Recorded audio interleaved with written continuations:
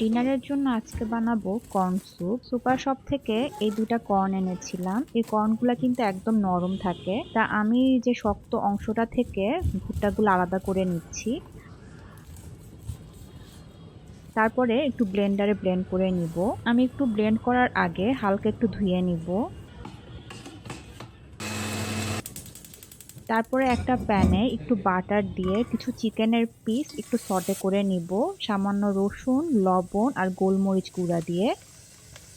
এখানে আমি কিছু ব্রকলি পিস করে নিচ্ছি। এর মধ্যে আপনারা নানান ধরনের সবজি অ্যাড করতে পারেন।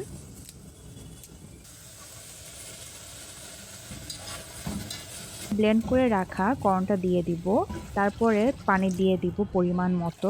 অনেকেই চিকেনটা সিদ্ধ করে নেয়, তারপরে চিকেনের মাংসগুলা হাড্ডি থেকে আলাদা করে, তখন আর আলাদা করে চিকেন স্টকটা দিতে হয় না। কিন্তু আমি এখানে যেহেতু মাংস সিদ্ধ করে দেই নাই, তাই আমি চিকেন স্টকটা অ্যাড করলাম। সাথে দিয়েছি সামান্য সয়া সস। সব সিদ্ধ হয়ে আসলে কর্নফ্লাওয়ার দিব, আর নামানোর আগে এভাবে নাড়িয়ে নাড়িয়ে একটা ডিম দিয়ে দিব। তো হয়ে গেল ঝটপট কর্ন স্যুপ। এই স্যুপটা খুব ইজিলি রান্না করা যায় আর খেতেও খুব মজা। এই শীতের সময় এই স্যুপটা আরো বেশি ভালো লাগে।